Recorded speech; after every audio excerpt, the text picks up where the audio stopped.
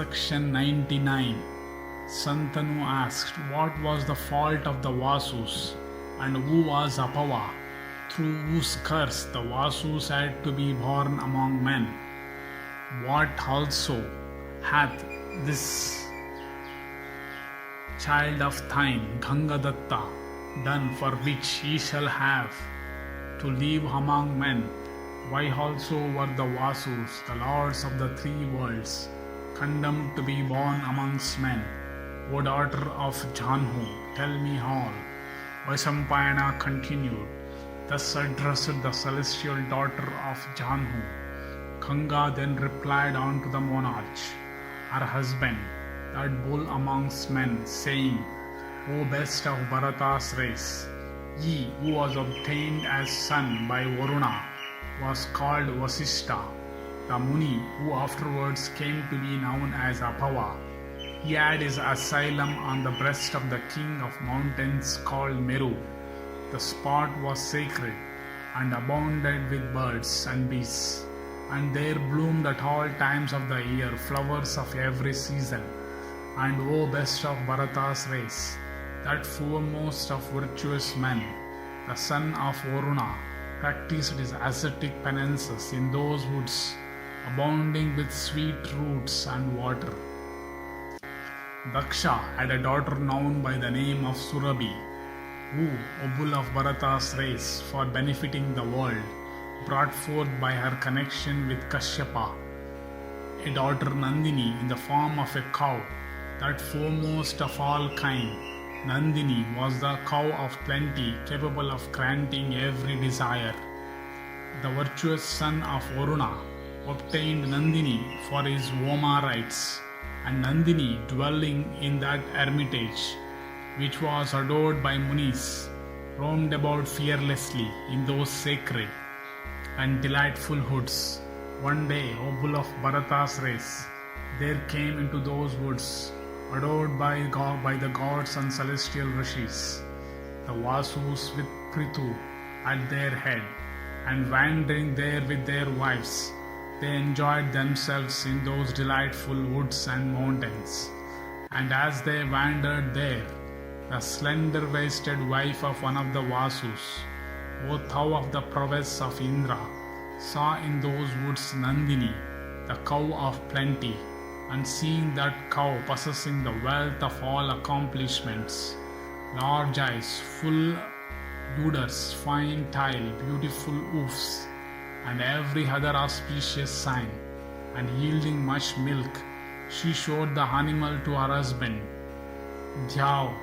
And O thou of the prowess of the first of elephants, when Dhyav was shown that cow, he began to admire her several qualities, and addressing his wife said, O black-eyed girl of fair thighs, this excellent cow belonged to that rishi, whose is this delightful asylum. O slender-waisted one, that mortal who drink the sweet milk of this cow remained in unchanged youth for 10,000 years.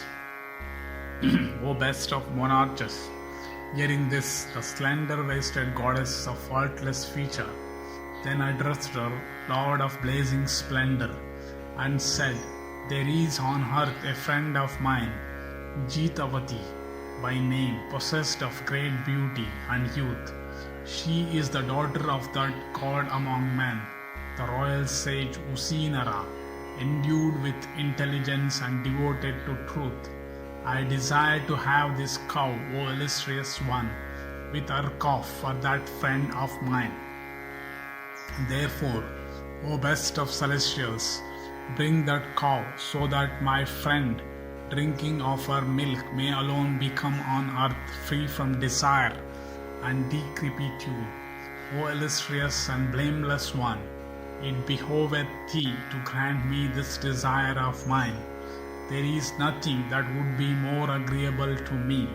On hearing these words of his wife, Dhyayu, moved by the desire of humoring her, stole that cow, aided by his brothers Prithu and others. Indeed, Dhyahu, commanded by his lotus-eyed wife, did her bidding, forgetting at the moment the high ascetic merits of the Rishi who owned her. He didn't think at the time that he was going to fall by committing the sin of stealing the cow. When the son of Varuna returned to his asylum in the evening with fruits he had collected, he beheld not the cow with her calf there. He began to search them in the woods, but when the great ascetic of superior intelligence found not his cow, on search he saw by his ascetic vision that she had been stolen by the Vasus. His wrath was instantly kindled, and he cursed the Vasus, saying, "Because the Vasus have stolen my cow of sweet milk and handsome tail, therefore shall they certainly be born on earth. O thou, bull of Bharata's race!" The illustrious Rishi Apava thus cursed the Vasus in wrath, and having cursed them, the illustrious one set his heart once more on ascetic meditation, and after that, Brahmarshi of great power and ascetic wealth had thus in wrath cursed the Vasus. The later, O king, coming to know of it, speedily came into his asylum, and addressing the Rishi, O bull among kings, they endeavored to pacify him, but they failed.